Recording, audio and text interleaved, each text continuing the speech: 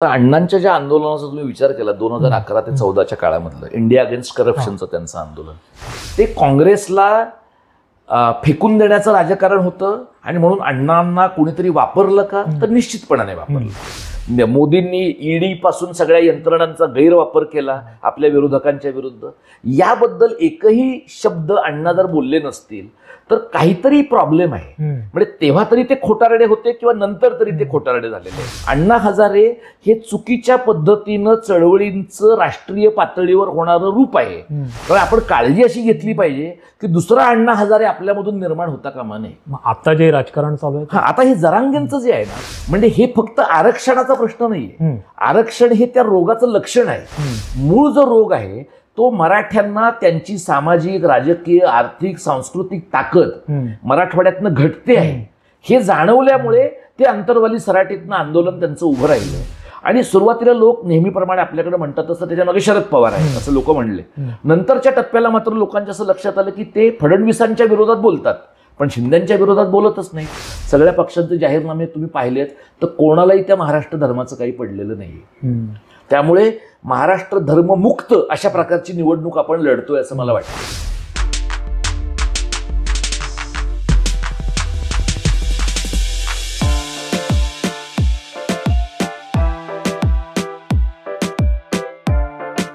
बरं, एका महत्त्वाच्या मुद्द्याला आपण या प्रचारामध्ये जी काय सध्या किंवा गेल्या 2-3 वर्षात राजकारणात ज्यांनी धुमाकूळ घातले त्या विषयावर आपण हात घालूया आणि त्याचा परिणाम लोकसभेत दिसून आला, विधानसभेला दिसेल का या प्रश्नावर आपण येऊया. ते म्हणजे 2014ची निवडणूक भाजपच्या दिशेने पॉझिटिव्ह होण्याला कारण ठरलं होतं अण्णा हजारेंचं आंदोलन. आणि 2024च्या लोकसभेच्या निवडणुकीपूर्वी महाराष्ट्रात जो फटका पडला तो जरांगे फॅक्टर. तर त्या फॅक्टरचा राजकीय फायदा आहे, नाही आहे, तोटा कोणाला होईल, फायदा कोणाला होईल आजच्या परिस्थितीत, आणि त्या जरांगे पाटील फॅक्टरचा पुढे काय होईल. कारण एक फॅक्टर असाच मराठवाडा विद्यापीठाच्या नामांतरावेळी रामदास आठवलेंच्या रूपाने महाराष्ट्राने बघितले, त्याचं सध्या काय झालं ते बघितलंय, आणि ह्या फॅक्टरचं काय होईल अण्णांचं पण बघितलेलं आहे. तर हा फॅक्टर किती महत्त्वाचा आहे आणि फायदा कोणाला होईल, तोटा कोणाला होईल, आणि त्या फॅक्टरचं नेमकं काय होईल. आता अण्णांच्या ज्या आंदोलनाचा तुम्ही विचार केला 2011 ते 14च्या काळामधलं इंडिया अगेन्स्ट करप्शनचं त्यांचं आंदोलन, म्हणजे आताचे केजरीवाल किंवा त्या किरण बेदी आणि योगेंद्र यादव सुद्धा फॉर दॅट मॅटर ही सगळी मंडळी त्या आंदोलनामध्ये होती. म्हणजे 2G स्पेक्ट्रमचा घोटाळा, कोळशाचा घोटाळा, या सगळ्यांच्या बाबतीमध्ये एक प्रकारची वातावरण निर्मिती अण्णांनी त्यावेळेला केली. आणि ती वातावरण निर्मिती करताना त्यांना मदत कोणी केली आहे, तर आता हे जगजाहीर आहे की संघाने त्यांना मदत केली आहे. म्हणजे अण्णा RSSचे होते का, नाही, तर कदाचित नाही. पण अण्णांना RSSचा फायदा झाला का, तर निश्चितपणाने झाला. आणि अण्णांनी जे राजकारण केलं ते काँग्रेसला फेकून देण्याचं राजकारण होतं आणि म्हणून अण्णांना कोणीतरी वापरलं का, तर निश्चितपणाने वापरलं. आता अण्णा तेव्हा इतके मोठे झाले होते आणि दिल्लीतल्या त्यांच्या आंदोलनाच्या ज्या काही चित्त चमत्कारी कथा लोकांनी सांगितलेल्या आहेत, म्हणजे त्याच्यात गेलो आपण तर त्यांचा मूळ मुद्दा बाजूला राहून गॉसिपमध्ये अधिक लक्ष जाईल. पण अण्णांनी ते जे काही आंदोलन केलं त्या आंदोलनामधनं काँग्रेसचं सरकार जावं, काँग्रेसचं सरकार हे करप्ट आहे, अशा प्रकारचं वातावरण निर्मिती अण्णांनी केली. आपण असं गृहीत धरूया की अण्णांचा हेतू स्वच्छ होता.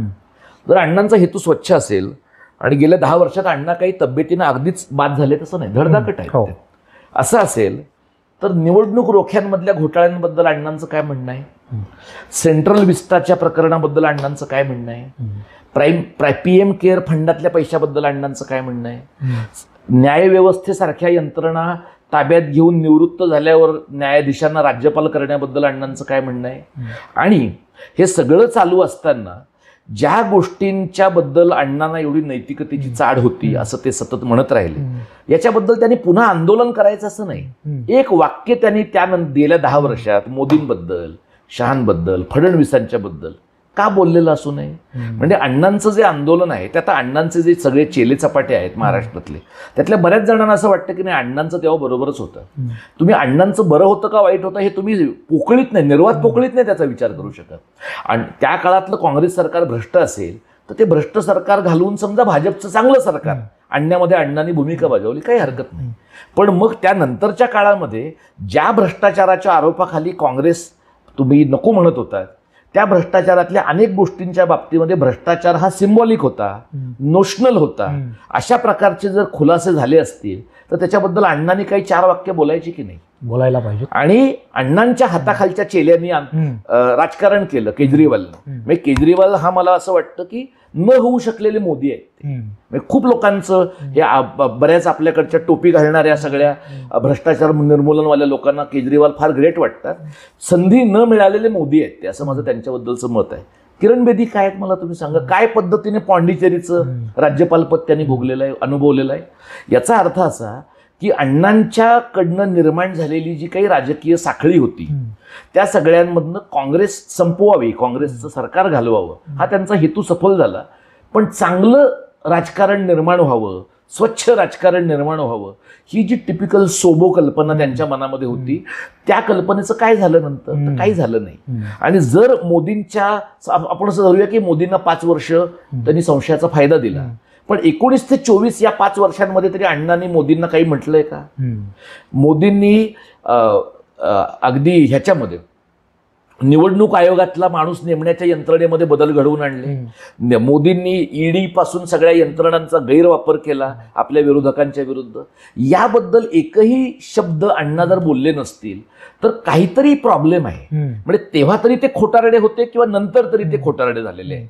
तर हे अण्णांचं जे आंदोलन आहे या आंदोलनात मला असं वाटतं की महाराष्ट्रातलं जे एनजीओचं जग आहे ना, जे पुरोगामी, समाजवादी, लेफ्ट ऑफ द सेंटर, डावं असं ज्या सगळ्या मंडळींचं जग आहे, या सगळ्या मंडळींना राजकारण तर करायचं नाही, पण राजकारण स्वच्छ तर राहिलं पाहिजे अशा प्रकारचा एक दुहेरी गंड त्यांच्या मनामध्ये आहे. तर या मंडळींचे अनेकांचे हिरो होते अण्णा हजारे. आणि मग अण्णा हजारे आणि त्यांचं राळेगण सिद्धीचा त्यांचा ग्रामविकासाचा प्रकल्प ह्याच्यामुळे ते अनेकांच्या गळ्यातले ताईत होते. पण ते अण्णा हजारे गावाच्या पातळीवर बरे असतील, पण देशाच्या पातळीवर एखादं आंदोलन त्यांनी केल्यानंतर त्या आंदोलनाचा फुगा फुटला. आणि केजरीवाल समजा तुमचा चेला आहे आणि तो राजकारण करतो आहे, तर त्याच्या राजकारणाबद्दल तुम्हाला काहीच का वाटू नये, बरं वाईट काहीतरी मत असलं पाहिजे. शरद पवारांच्या थोबाडीत एका माणसाने दिल्यानंतर एकच मारली का, असं जर अण्णा हजारे म्हणत असतील, तुमचा शरद पवारांवर काही राग असेल, पण तुम्ही तर स्वतःला संत सज्जन समजता, तर तुमच्या संत सज्जनपणामध्ये देश का दुसरा गांधी, देश का दुसरा गांधी त्यांचं खरं वर्णन, वेगळ्या प्रकारचं वर्णन बाळासाहेबांनी केलंय, पण ते काही फार संसदीय भाषेत केलेलं नसल्यामुळे इथं नाही घेता येणार. पण म्हणजे तुम्हाला ह्या पद्धतीचं बोलणं तुम्हाला चालतं का? केजरीवालला गैरपद्धतीनं तुरुंगामध्ये टाकलं तर त्यावेळेला त्याने दारूच्या दुकानांची व्यवस्था लावली, मग त्याला काय तुरुंगात जावंच लागेल? दारूच्या दुकानांना लायसन्स देणारा केजरीवाल हा काय पहिला मुख्यमंत्री आहे का? महाराष्ट्रात घडलं नाही का? गुजरातमध्ये होत नाही का? देशातल्या इतर राज्यांमध्ये होत नाही का? म्हणजे अण्णा हजारे हे हे हे गांधी नाही आहेत. याचं कारण असं की गांधी या माणसाला मायक्रो लेवलचं काम आणि मॅक्रो लेवलचं काम दोन्ही कळत होतं. अण्णा हजारेंना फक्त मायक्रो लेवलचंच काम कळत होतं.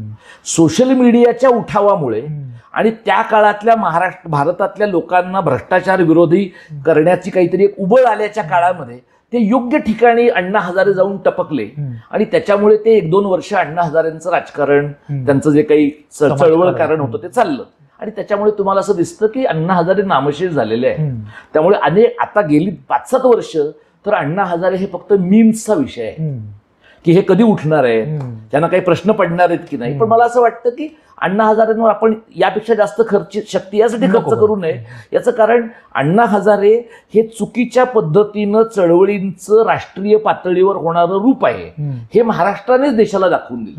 त्यामुळे आपण काळजी अशी घेतली पाहिजे की दुसरा अण्णा हजारे आपल्यामधून निर्माण होता कामा नये. आता जे राजकारण चालू आहे, आता हे जरांगेंचं जे आहे ना, जरांगेंचं कसं आहे बघा की जरांगेंचं जेव्हा सुरू झालं, जरांगेंचं राजकारण मराठवाड्यात म्हणजे चळवळीचं काम मराठवाड्यातनं सुरू झालं. आता मराठवाड्यामधले जे सगळे गडीवरचे देशमुख वगैरे आहेत, या सगळ्या मंडळींनी आतापर्यंत ओबीसीना काही बरं वागवलेलं नाही, दलितांना बरं वागवलं नाही. म्हणजे ते तुम्हाला दिसतं. ज्याचा मगाशी तुम्ही मराठवाडा विद्यापीठाच्या नामांतराचा उल्लेख केलात, त्यावेळेला घरात नाही पीठ आणि मागतात विद्यापीठ, अशा प्रकारची भूमिका ठाकरेंनी पण मांडली होती आणि मराठवाड्यातल्या लोकांनी पण मांडली होती. अशा प्रकारची भूमिका मांडणारा समाज मराठवाड्यामध्ये आहे. तर या लोकांना एका टप्प्याला असं लक्षात आलं की दलितांमधली मुलं शिकली आहेत, ओबीसीमधले लोक पुण्या मुंबईला इतर ठिकाणी जाऊन त्यांच्या रोजगाराच्या संधी बदललेल्या आहेत, पण मराठी मात्र तिथंच आहेत. शेती काही फार फलदायी झालेली नाही, शेतीमध्ये फार पिकत नाहीये, वातावरणातल्या बदलांमुळे शेती अधिकाधिक परावलंबी होते, पाण्याचा प्रश्न बिकट होतोय आणि या सगळ्याचा ग्रामीण मराठवाड्यातल्या सामाजिक उतरंडीवर परिणाम होतोय. म्हणजे हे फक्त आरक्षणाचा प्रश्न नाहीये, आरक्षण हे त्या रोगाचं लक्षण आहे. मूळ जो रोग आहे तो मराठ्यांना त्यांची सामाजिक, राजकीय, आर्थिक, सांस्कृतिक ताकद मराठवाड्यातनं घटते आहे हे जाणवल्यामुळे ते अंतरवाली सराटीतनं आंदोलन त्यांचं उभं राहिलं. आणि सुरुवातीला लोक नेहमीप्रमाणे आपल्याकडे म्हणतात तसं त्याच्या मागे शरद पवार आहेत असं लोक म्हणले. नंतरच्या टप्प्याला मात्र लोकांच्या असं लक्षात आलं की ते फडणवीसांच्या विरोधात बोलतात पण शिंदेच्या विरोधात बोलतच नाहीत. आणि मग ते जेव्हा त्यांची सगळी यात्रा करून नवी मुंबईपर्यंत आले, जिथून त्यांना शिंदेनी परत पाठवलं, तर लोकांना असं जाणवायला लागलं की शिंदे त्यांना मॅनेज करतायत. मला असं वाटतं की जरांग्यांनी आंदोलनाच्या त्या टप्प्याला नवी मुंबईतनं परत न जाता जर मुंबईत येऊन 2 दिवस ठाण मांडून बसले असते तर मुंबई शहराला, महाराष्ट्रातल्या इथल्या जनतेला त्या प्रश्नाची अधिक टोकदारपणे दखल घ्यावी लागली असती, पण त्यांना मॅनेज करता आलं, काही का कारण असेल. आता या विधानसभेच्या लोकसभेच्या निवडणुकीच्या वेळेला दानवे असतील, पंकजा मुंडे असतील, यांचा पराभव घडवण्यामध्ये जरांगेंचा मोठा वाटा आहे. पण मग संदीपान भुमरे तिथं निवडून पण आले. म्हणजे जरांग्यांना विश्वासात घेतल्याशिवाय संदीपान भुमरेंना उमेदवारी मिळाली असेल का? म्हणजे जिथे जरांग्यांना विश्वासात घेतलं गेलंय तिथला माणूस आलाय निवडून, म्हणून त्या रात्रीच्या बैठका आता सुरू. तर आता ह्यावेळेला असं दिसतं की जरांगेंनी म्हटलं की प्रत्येक मतदारसंघात 4-5 जणांनी फॉर्म भरा, योग्य माणूस आपण 1 दिवस अगोदर अर्ज मागे घ्यायच्या वेळेला ठरवू. तर अर्ज मागे घ्यायची मुदत संपायच्या 2 दिवस आधी त्यांनी लोकांना सांगितलं की उद्या अमुक वेळेला आपण ठरवणार आहोत की आपला कॅन्डिडेट कोण आहे आणि कसं करायचंय. त्याच्या अगोदर तुम्ही मगाशी त्याचा उल्लेख केलात ते म्हणजे मराठे, मुसलमान आणि दलित यांचा एक अलायन्स त्यांनी करून बघितला, म्हणजे बैठक घेतली. त्याची ते जे मौलवी होते तेही आले, एक राजरत्न आंबेडकर त्याच्यामध्ये आले. प्रश्न आनंदराज आंबेडकर तिथे आले. प्रश्न असा आहे, आनंदराज आंबेडकर हे दलित समाजाचे प्रतिनिधी आहेत, पण आनंदराज आंबेडकर म्हणजे प्रकाश आंबेडकर नव्हे, आनंदराज आंबेडकर म्हणजे गेला बाजार रामदास आठवले पण नव्हे. आणि ते जे मौलवी आहेत ते जरी मुसलमानांचे प्रतिनिधी असले तरी किती मुसलमान त्यांच्या मागे आहे याचा एक अंदाज जरांगेंना आलाच असणार ना. त्यामुळे जरी ते त्या पत्रकार परिषदेमध्ये असं म्हणले असले की आमचा एक मोठा अलायन्स आम्ही करतो आहोत, तरी नंतर मात्र ते असं म्हणाले की एका जातीच्या जीवावर निवडणुका जिंकता येत नाही. म्हणजे तो जो काही अलायन्स 2 दिवसापूर्वी ते करायचं योजत होते त्या अलायन्समधनं फार काही आपल्या हाती लागेल असं त्यांना आणि त्यांच्या सहकार्यानं जाणवलं नसावं. त्यामुळे त्यांनी आता असं म्हटलं की आता उमेदवार पाडायचेत आपल्याला काही ठिकाणी. खरा प्रश्न जरांगेंचा असा आहे की मराठ्यांना ओबीसीमधनं आरक्षण मिळू शकतं का? बरोबर. म्हणजे आणि या प्रश्नाचं उत्तर सगळ्या राजकीय पक्षांनी दिलं पाहिजे की जर 50% वर आरक्षण न्यायचं असेल तर नव्या परिशिष्टामध्ये त्याचा समावेश केला पाहिजे आणि संसदेने त्यासाठी कायदा केला पाहिजे. मोठं प्रकरण आहे. त्यामुळे महाराष्ट्रात कसं आहे बघा की आतापर्यंत आपण ज्याला पॉझिटिव्ह डिस्क्रिमिनेशन, अफर्मेटिव्ह ऍक्शन असं म्हणतो अमेरिकेच्या परिभाषेमध्ये, तर तसं आपल्याकडे त्याला फक्त आपण आरक्षणापुरतं मर्यादित ठेवतो. म्हणजे दलितांना, ओबीसींना, आदिवासींना शिक्षणातल्या इतर सोयी, सवलती देणं, स्कॉलरशिप देणं, मार्टी, महाज्योती सारख्या संस्थांमधनं फेलोशिप देणं, यातनं हळूहळू आरक्षण मागणाऱ्या लोकांचा जो ताण आहे तो कमी कमी होत राहतो. आणि आरक्षण नाही पण हे तरी मिळालंय, आरक्षण नाही पण ते तरी मिळालंय, अशा प्रकारची एक भावना त्यांच्या मनात निर्माण होते. तर जरांगेंच्या आंदोलनाला अजिबातच यश आलेलं नाही असं नाही. मग त्यांनी मराठ्यांना काहीतरी दिलं, मग मराठ्यांना दिलं तर ओबीसी रागावतात म्हणून ओबीसीना दिलं तर दलित रागावतात म्हणून दलितांना दिलं, त्यांना दिलं तर मुसलमानांना पण दिलं पाहिजे. मग तुम्हाला दिसतं की गेल्या वर्षभरामध्ये जवळपास 25 जातींची महामंडळं सरकारने केलेली आहे. आता ती सगळी महामंडळं स्थापन कधी होणार, त्यांना पैसे कोण देणार, ते काम काय करणार, तिथे माणसांनी, हा सगळा पुढचा प्रश्न आहे. पण हा एक पेंडोराज बॉक्स जरांगेंनी खुला करून ठेवलाय. आता जरांगे जे म्हणतायत की मराठ्यांचा ओबीसीमध्ये समावेश करा, मला व्यक्तिशः असं वाटतं की हा फारच मोठा निर्णय असणार आहे. आणि तो जर निर्णय झाला तर डॉमिनंट कास्ट आहे मराठा ही महाराष्ट्रातली, प्रभावशाली प्रबळ जात आहे. महाराष्ट्रात मराठे आहेत, गुजरातमध्ये पटेल आहेत, तिकडे जाट आहेत, वक्कली लिंगायत आहेत. अशा प्रबळ जातींनी जर तुलनेनं वंचित असलेल्या जातींच्या ब्रॅकेटमध्ये स्वतःचा समावेश किंवा घुसखोरी करून घेतली तर ज्या बारीक सारीक ओबीसी जाती आहेत, म्हणजे माळ्यांना कदाचित त्रास होणार नाही, वंजाऱ्यांना कदाचित त्रास होणार नाही, पण एखाद्या बारीक सारीक जातीच्या लोकांना त्रास होईल की नाही, आणि मग त्यातनं जी आंदोलनं उभी राहतील आणि जी फट निर्माण होईल त्याचं आपण काय करणार आहोत. त्यामुळे जरांगेंना सुद्धा मला वाटतं की, आणि ते आता दबाव गटाचं राजकारण करतात, ते काही सत्तेत नाहीयेत किंवा ते स्वतः उभेही राहिलेले नाहीयेत.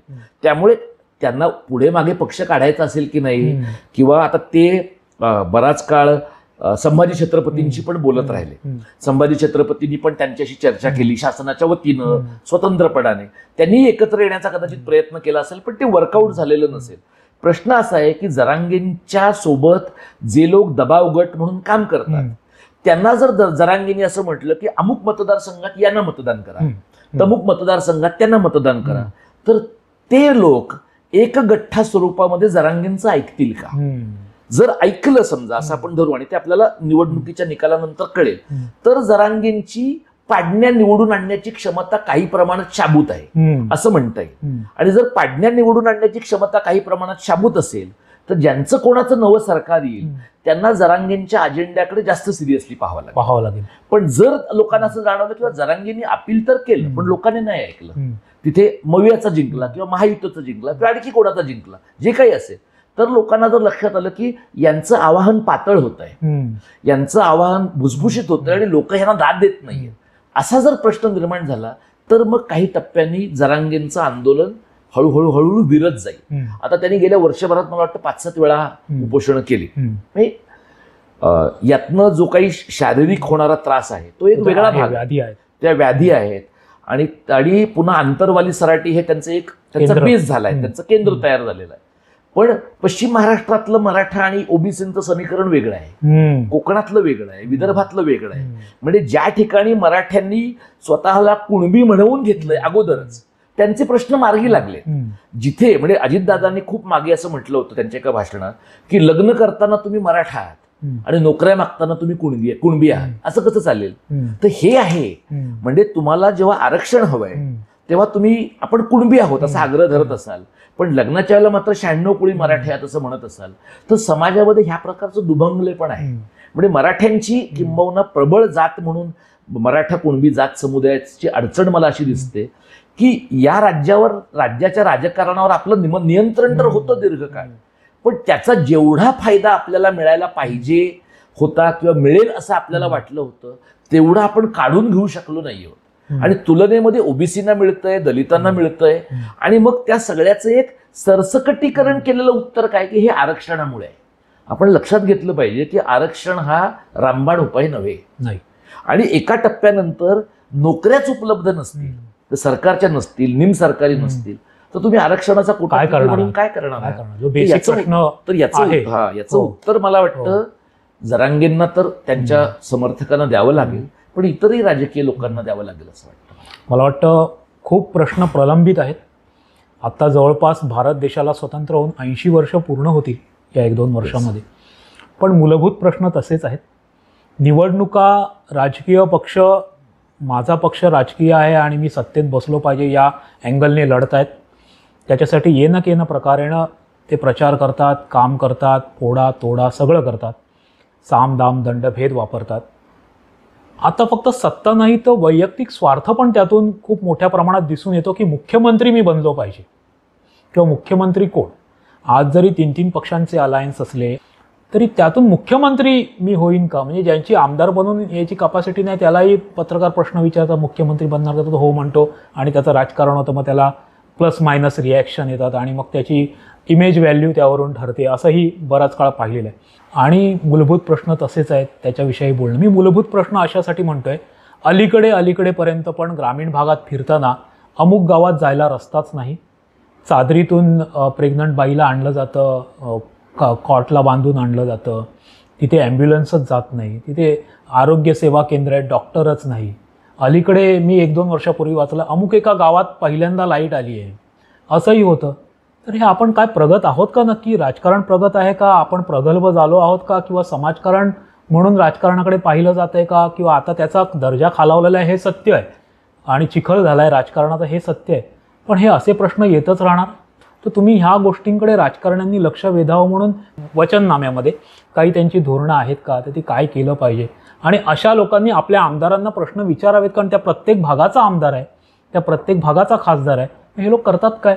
सगळ्यांना मुख्यमंत्री व्हायचं आहे. म्हणजे राज ठाकरे सतत असं म्हणतात की माझ्या हातात सत्ता द्या, एक हाती सत्ता द्या.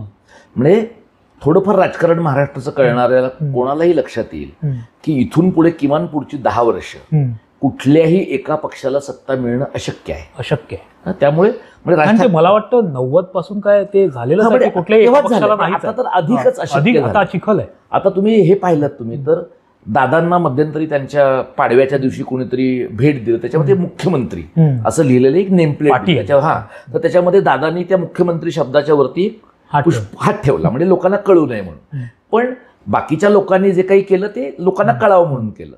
सुप्रिया सुळेंच्या पाडव्याच्या कार्यक्रमामध्ये आमच्या नेत्या सुप्रिया सुळे महाराष्ट्राच्या पहिल्या महिला मुख्यमंत्री अशी त्यांचं लोकांनी होर्डिंग. शिंदे साहेबांना तर आता मुख्यमंत्री आहेत, फडणवीस आता उपमुख्यमंत्री आहेत, असं अनेक लोकांच्या बाबतीमध्ये लोकांनी केलेलं आहे. तर आपल्या मनातला माणूस मुख्यमंत्री व्हावा हे सगळ्या केडरला वाटतं. आणि कार्यकर्ते ही जमात इतकी बेभान झाली आता. म्हणजे आता असं आहे की तुम्ही आणि मी असे आपण दोघेच बसलो आणि आपण मी असं म्हटलं की तुम्ही मुख्यमंत्री व्हायचं आणि तुम्ही म्हटलं की मी मुख्यमंत्री, तर आपण त्याचे व्हिडिओ करून त्याच्या समोरचा श्रोतृवर्ग दाखवायचाच नसल्यामुळे त्याचा इव्हेंट करून व्यवस्थित त्या सोशल मीडियावर पोस्ट करून त्याची हवा करू शकतो. त्यामुळे आता असं झालंय की एखाद्या गोष्टीची हवा करण्यासाठी किंवा ती गोष्ट व्हायरल करून लोकांमध्ये सरकवून टाकण्यासाठी तुमच्याकडे फक्त एखादा बरा फोन असण्याची गरज आहे. तेवढं झालं की तुम्हाला कशाची जाहिरात करतायत. पण मला वाटतं की सगळ्याच मंडळींना असं जाणवतं, राजकीय पुढाऱ्यांना, की मुख्यमंत्री व्हायचं असेल तर त्याची किंमत आहे. तर ती किंमत काय आहे, तर तुम्ही ज्यांचा पाठिंबा घेताय त्या मंडळींना तुम्हाला काहीतरी द्यायचं आहे. ते काय द्यायचं, काही द्यायचं असेल, विकास कामांचे पैसे असतील, मंत्रीपद असेल, आणखी काही गोष्टी असतील, ही सगळी देवाणघेवाण आहे. म्हणजे ते नंतर काही म्हणतील की हिंदुत्वाच्या रक्षणासाठी ह्यांना मुख्यमंत्री केलं, धर्मनिरपेक्षता वाचवण्यासाठी त्यांना मुख्यमंत्री केलं, त्यातलं काही खरं नाही. तर हे सगळं तडजोडीचं आहे. म्हणजे अनेक ठिकाणी तुम्हाला दिसतं की 6-6 महिन्यांनी लोकांनी मुख्यमंत्रीपद बदलले.